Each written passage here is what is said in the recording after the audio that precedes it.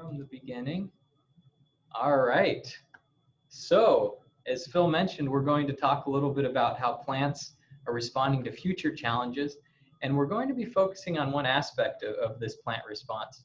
But first, I noticed this is an alumni event, right? So when you all come and engage back with the MSU College of Natural Science, you probably think back on your graduation day. So this is when I graduated from Washington State University. I got a degree, I got a wonderful wife in the process, which was fantastic. And maybe you think of memories like this and pictures like this. But in reality, the pictures that usually you don't see are pictures like this. And these pictures... Berkley, really fast, sorry. I don't think your screen's sharing, so I don't see it. I don't know. Oh, goodness. Oh, my punchline. The picture sounds lovely that you're describing, but we cannot see it yet. Okay, so I am sharing my screen. Let's try this again. Can you see the screen now? Yep, there you go. Yeah, so you need to hit presentation and then you're good to go. All right. And we see it now? Yep, I see your title slide, How Will Future Climates Change? Okay, thank you for that catch, and I apologize for that hiccup. So this is the picture that we remember in our minds, but the reality is this is the picture of how we feel when we get that degree from wherever we got our degree. And I want you to know that I am this excited to be part of the MSU Spartan community. So excited, started about 2 years ago, and excited to come here and do really cool science as we try to understand better how plants operate and how they'll operate in the future. Now, the goal for our conversation today is this. I want you to come out of this conversation when you see a leaf fluttering in the wind. I want you to see a green flag of marvel, a green flag of opportunity, both to understand better what we can get out of these plants, but also I want you to think about ways that we can actually think about re-engineering leaves to do more of the things we want them to do. So what specific things are we thinking that we want to get out of a leaf? Well, in this case, I'm talking about photosynthesis. So photosynthesis, again, is the process where a leaf uses light energy, captures carbon dioxide, it involves water, and it produces the sugars and the plant biomass that fuels life on this planet as we know it. These leaves are the original solar panel. They're self-replicating, they're self-healing, they're sustainable, they're resilient. But despite all of these benefits, these leaves and photosynthesis faces some pretty fundamental challenges or some pretty fundamental inefficiencies as to how well it can take sunlight and use that energy to grow. So let's look at these inefficiencies, because we need to understand these inefficiencies if we're going to understand how photosynthesis will respond to future climates. We also need to understand these inefficiencies if we're going to try to re-engineer these plants to do even better. So to think about these inefficiencies, we need to start with the input. So how much energy are we talking about? So here's the sun, and the sun, the sun is bombarding our planet with a tremendous amount of energy. So about 1,000 watts per meter squared. So to put this into context, that's enough energy hitting East Lansing every hour to power a semi-truck around the Earth over 230 times. Huge amount of energy. So when this energy hits a leaf, how much of it actually ends up in a plant, right? Or being used to actually fuel the growth of the plant? Well, about 60% of that light energy that hits a leaf is unusable by the plant. It's at the wrong wavelengths. Some of that light energy bounces off the leaf or passes through the leaf. So this is the largest inefficiency in photosynthesis. And it's pretty hard to imagine getting rid of this inefficiency without fundamentally re-engineering or rethinking some of the physics involved in photosynthesis. Once that energy is absorbed and is available as short-term chemical energy, there's an additional about 23% loss associated with that conversion. So this is getting from absorbed light energy to short-term chemical energy. There's about a 3% loss as excess energy that's harvested is dissipated. So there's some efficiency loss there. Then there's some energy loss when we use that short-term chemical energy to actually reduce carbon. So this is going from short-term chemical energy to the longer-term chemical energy to the production of the carbohydrates that actually is growing the plant. Again, this is a pretty fundamental limitation. It's hard to imagine how you could fix that carbon in a cheaper way. Then we get to this slice here. So this is about a 6% energy reduction that comes through this process called photorespiration. We're going to be spending a lot of time on photorespiration, so I'm going to leave it there for now.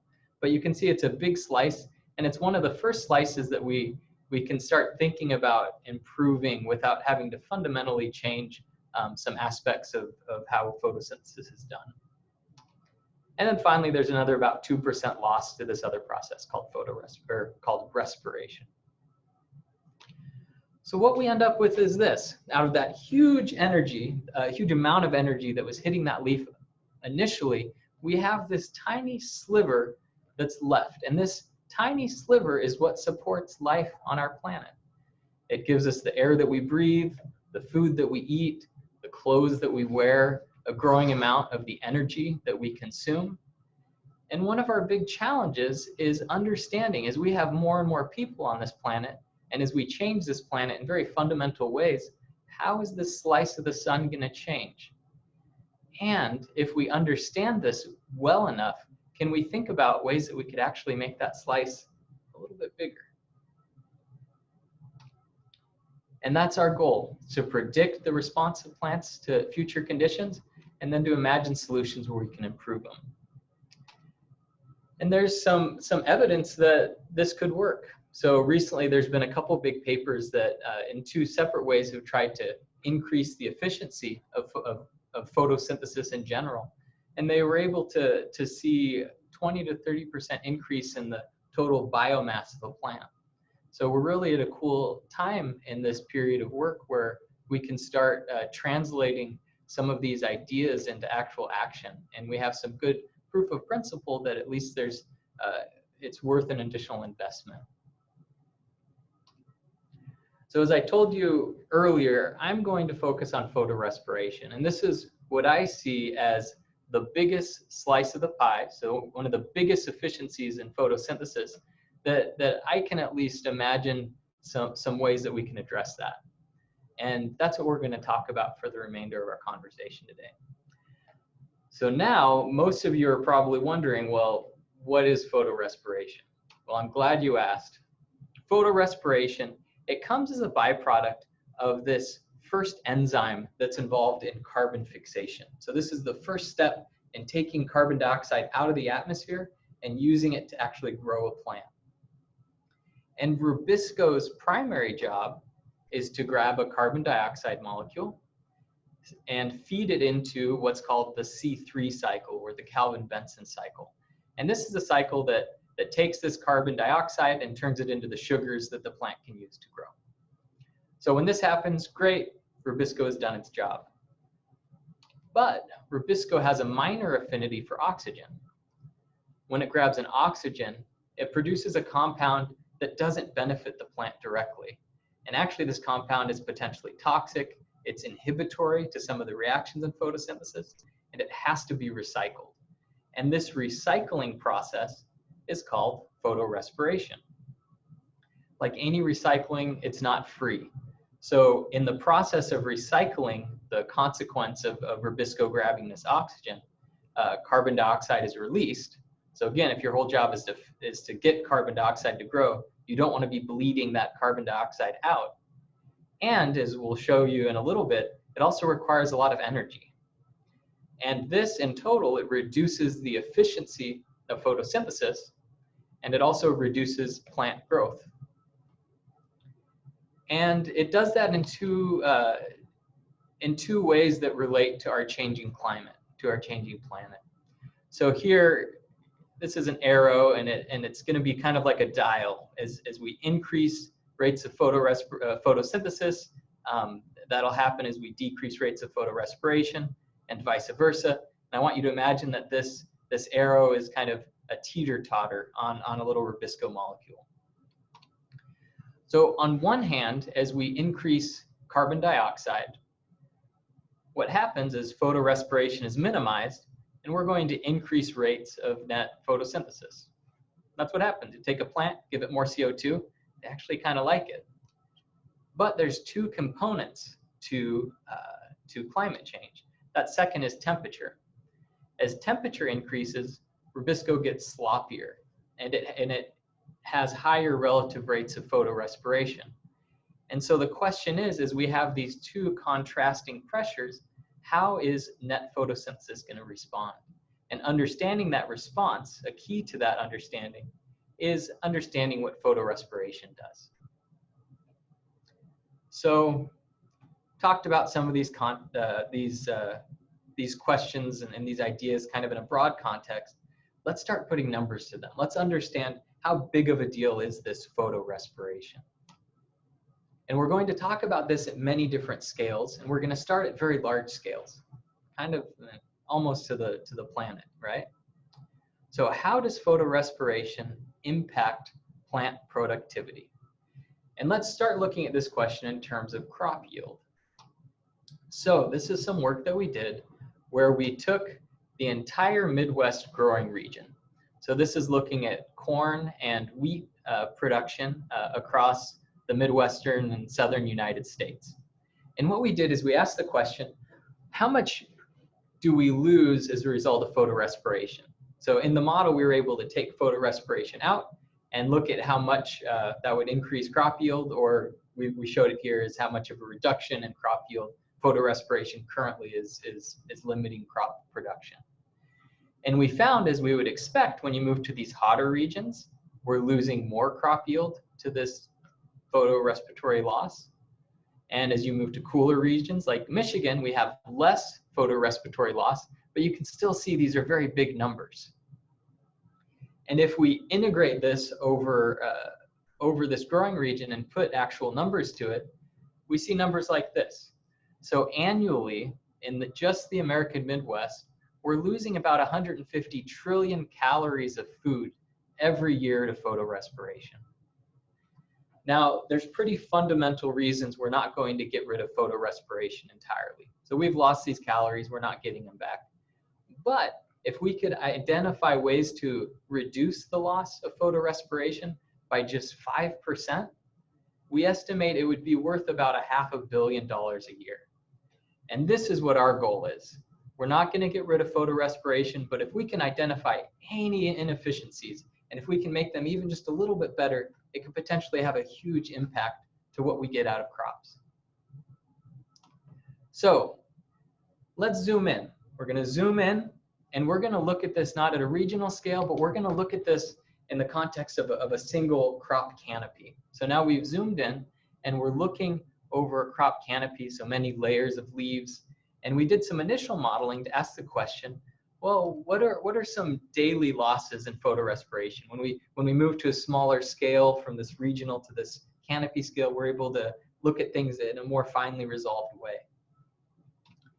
And we were able to do some modeling. So this is assuming that we have growth conditions like we did over three growing seasons, and then we were able to change the conditions a little bit and see how that impacted photosynthesis.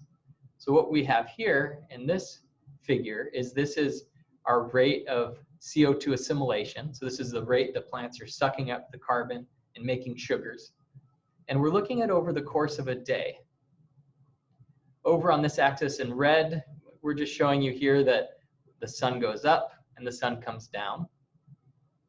And here in these different dotted lines in the gray solid line, we see how the rates of photosynthesis or of CO2 fixation change over the course of a day. So we see the sun goes up, we have photosynthesis goes up, sun goes down, photosynthesis goes down. And you can see we have these different RCP notation. What this is these are different climate change predictions. So in orange, this is the most optimistic climate change scenario with a small increase in CO2 and a small increase in temperature. You can see that doesn't affect how much photosynthesis we'd expect to have all that much. Here is another climate change scenario, which is the most pessimistic. So this is a very high CO2 increase and a very high temperature increase. And we can see there's actually, just on a photosynthesis basis, we see this increase in photosynthesis that we would expect. So this gives us an idea of how we can predict the impact of climate change on at least photosynthesis. And a big part of this is how photorespiration and how high of a rate of photorespiration we have. So now we're going to look at how much of an increase we would have in total carbon fixation if we took photorespiration out. And what we see is this. So we would see under these different climate change scenarios, so under current conditions, we'd expect to see about a 50% increase in CO2 assimilation if we had no photorespiration. And we still see a bump even under the most pessimistic climate change scenario. So we're losing a lot of CO2 from photorespiration, from this recycling that happens. We can also, I told you that this requires energy. So ATP and NADH are two different energy forms that plants use. And you can see from these figures that over the course of the day, up to 40% of the ATP and 30% of the NADH. This is the total amount of ATP that the plant uses. These are the two major energy currencies of a leaf.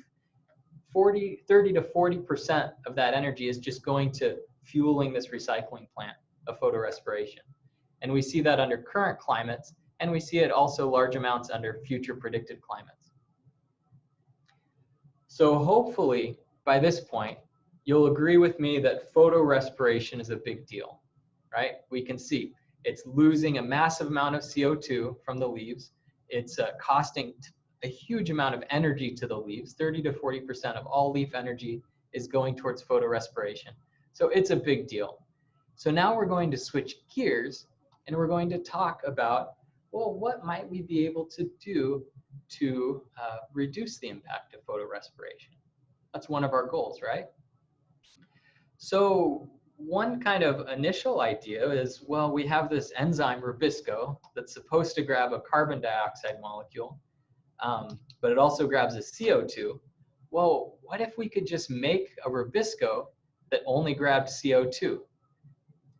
So basically, could we make a Rubisco that has no oxygenase activity? That would be really cool. People have been trying that for like the last 50 years with absolutely no, well, I shouldn't say no progress, but with no progress that would actually achieve this goal. So it appears that Rubisco itself is fundamentally constrained. You can't let the CO2 in without letting a little bit of the oxygen in. So that's causing us to move downstream. So if we can't improve the efficiency of Rubisco, are there other things that we can do? And so to understand some of these other approaches, we need to zoom in. We need to move from the canopy scale, and now we're going to move into a single leaf within that canopy. And we're going to take that leaf, and now we're going to do a leaf cross section. So we're going to take that leaf, turn it on its side, we're going to slice it, and we're going to look at just a cross section of that leaf. So here we have the upper portion of the leaf, lower portion of the leaf. Here we have all the cells that actually do most of the photosynthesis, these spongy mesophyll cells. Here's a stomata, so this is the holes on the leaf that let CO2 come in and out of the leaf. And so one approach is, as a leaf is interacting with the environment, carbon dioxide needs to make it into the cells that actually do photosynthesis. So that CO2 comes in through these stomata, like I mentioned, and then it diffuses through this spongy interior of the cell. And you can see it has to make it through the spongy interior of the cell until it makes it into a cell where the photosynthesis actually occurs. And all along the way, you see that we have less and less CO2. So as that leaf is sucking up the CO2 and doing photosynthesis, there's less and less CO2 available inside of that cell. And so you're actually limited by the rate at which the CO2 can diffuse into the cell, can make it in. So one way, and so if we could increase that CO2 delivery to these cells that do photosynthesis, we could maybe minimize the amount of photorespiration, right? More CO2 less photorespiration? Well, one strategy would be to increase the size of these or the amount of these stomata that open and let CO2 in. And so that's one approach, and it works. The problem with it is as you open these cells more, you expose more of this moist interior of the cell to the outside. And so you start hemorrhaging water out. And so you have this exchange rate between CO2 and water. You're trading CO2 for water, and that exchange rate is pretty lousy. You lose about 800 water molecules for every CO2 molecule that you let in. And so maybe we don't want to mess with that too much. But what about here? There's another resistance to that CO2 that occurs as that CO2 goes from the internal air spaces of the cell to actually inside of the cell. And to understand what that looks like, we get to zoom in once again. So here we're zooming in and we're looking at the junction between the inside of a cell and the cell itself. These are different compartments in the cell that do different kinds of biochemistry. So here's the chloroplast. This is where carbon fixation occurs. Here's a peroxisome. These are mitochondria. And we were talking about carbon dioxide diffusing from this intercellular airspace into, in this case, the chloroplast, where photosynthesis occurs. So you can see here that there's different types of anatomy that CO2 has to pass through before it gets into the inside of the chloroplast where photosynthesis can happen. It has to get across membranes and cell walls. And then it also needs to kind of just migrate through the guts of the cell. So just migrate through the water mainly that's inside the cell. And so here I'm representing these as two different resistant paths. And so this is one approach that our lab is looking. We're actually looking at for plants that have found ways to improve CO2 delivery into the chloroplast. And we hope to learn from those plants how we might be able to increase that CO2 delivery in other plants. And so that's one strategy that we take. Now another strategy is, let's pretend we can't do anything about the amount of CO2 that we get to the leaf. Let's say that we're just stuck with the initial rate of rubisco grabbing oxygen in the first place. Is there anything we can do after that has already happened? And so with that, we need to understand more about where the CO2 is released. And we need to ask the question, is photorespiration itself, as this recycling plant, is it always as efficient as we think it is? So now we're going to have to get more into the details of what's happening. And we need to think about it in the first example, we need to think about it in this anatomical context. So here, this is where rubisco is in the cell, inside of these chloroplasts. This is not drawn to scale, by the way. So we have the C3 cycle, great. Here, if we grab the oxygen, we're producing that toxic intermediate that needs to get detoxified. And to do that, there's a whole recycling pathway. Turns out that the recycling of photorespiration is so complex, the different enzymatic steps that need to happen is so complex and requires such unique biochemistries, it actually occurs in 3 different compartments of the cell. So you have to pass these intermediates from the chloroplast into the peroxisome, mitochondria, all these things, right? But where the actual CO2 release occurs is here in the mitochondria. And so there's one thought of, well, you've released that CO2 here. Remember, the job of this leaf is to grab CO2 and fix it. So what happens to the CO2? So that CO2 could either pass back through the chloroplast where it could be refixed. Okay, great. So that would be kind of the most efficient use of that CO2. Or there's a chance, depending on what the cellular anatomy looks like, that CO2 could sneak between different organelles that don't fix carbon dioxide and leak back out into that intercellular airspace. So this would be a loss of efficiency. The CO2 would be sneaking out and not being refixed. And so if we could eliminate that, then that would be one way to improve the efficiency of this recycling, this photorespiratory recycling. And so that's one avenue that we look at, and that's one potential strategy for improving the efficiency of photorespiration. All right, so to think about other sources of CO2 release, we're going to have to zoom in even more. So we're going to have to talk about the actual reactions that occur during this photorespiratory recycling that occurs. So we're going to get into the nitty-gritty. So here we have the chloroplast again.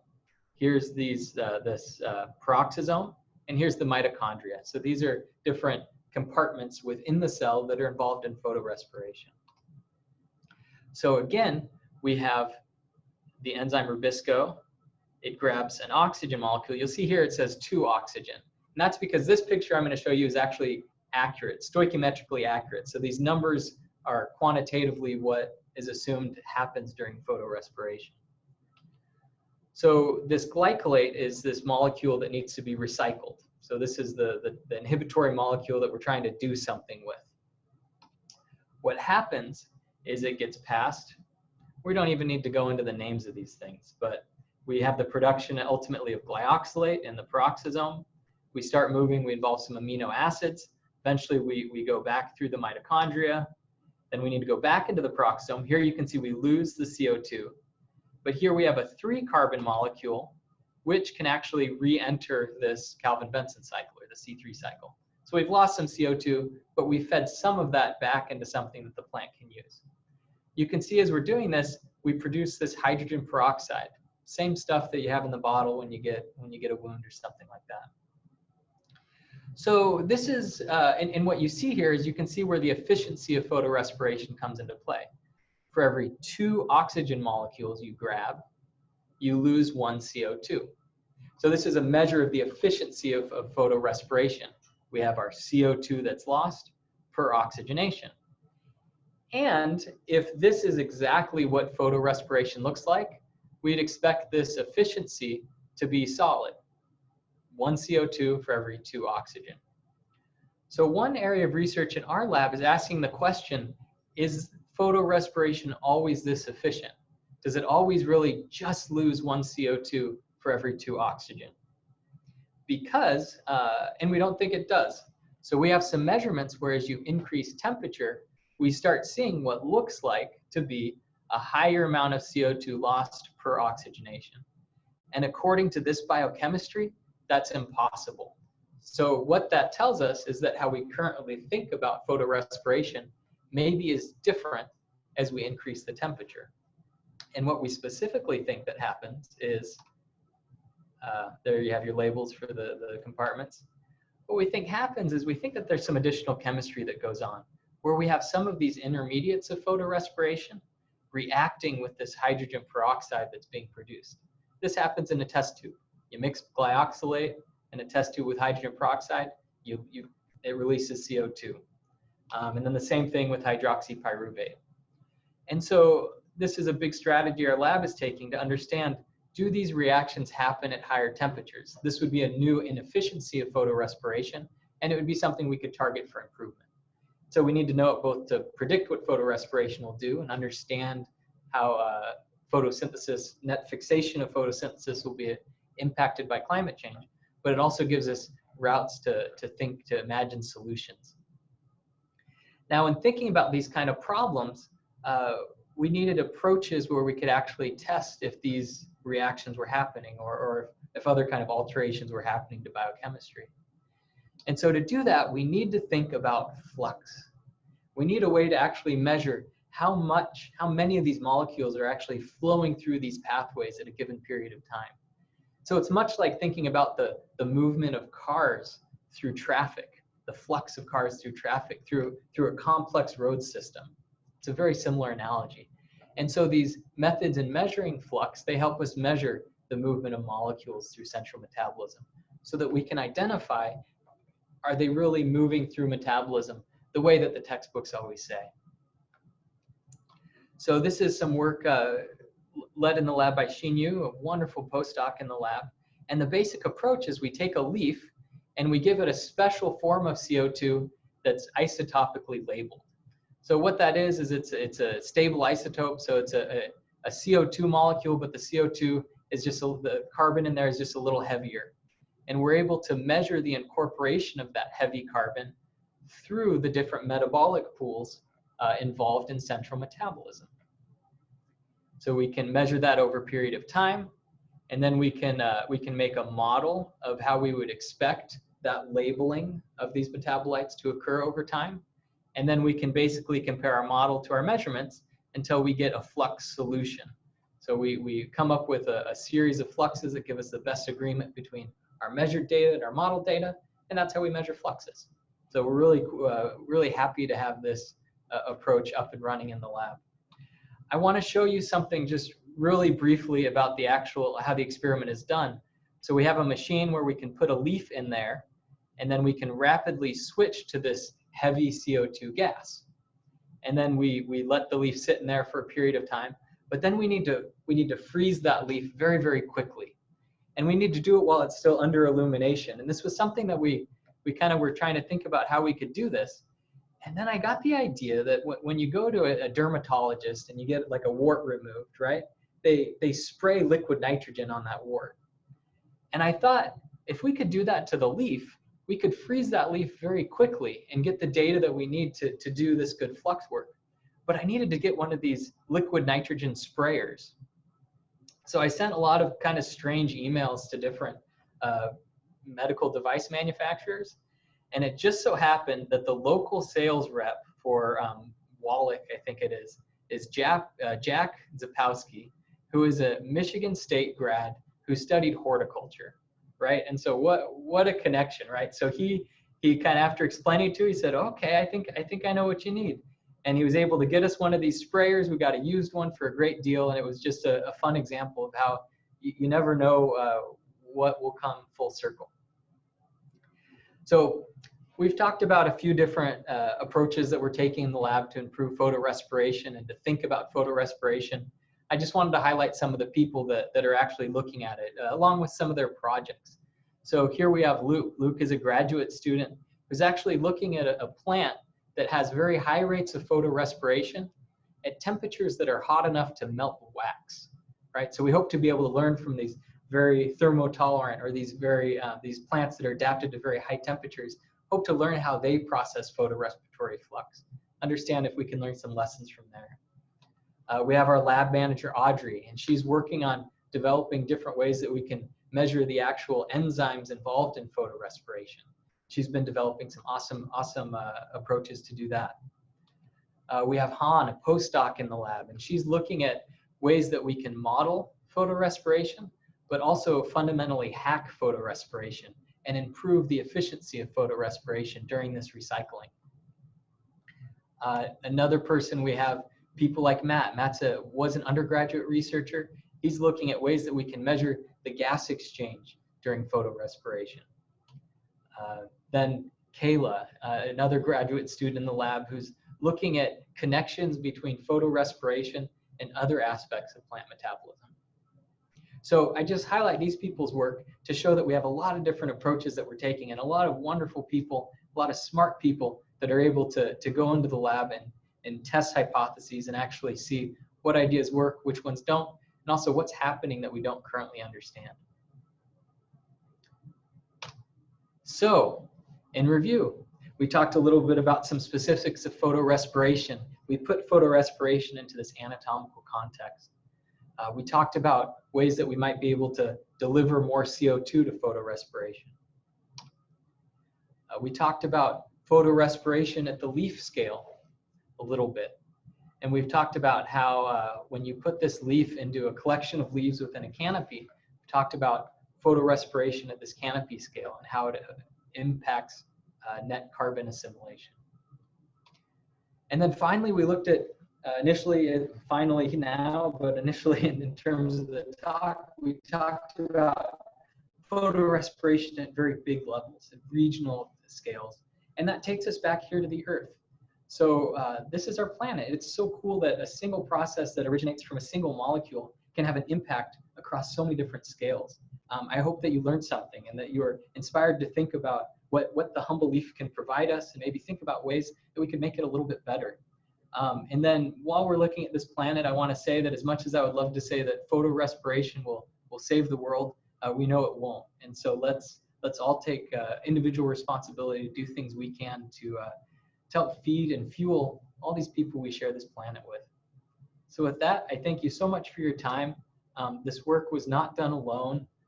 This work spans work that's been done here at Michigan State over the last 2 years. A lot of great collaborators within Michigan State and the departments that I work in and the groups that I'm affiliated with. This work was also done, part of it was during some of my postdoctoral work when I was in Germany.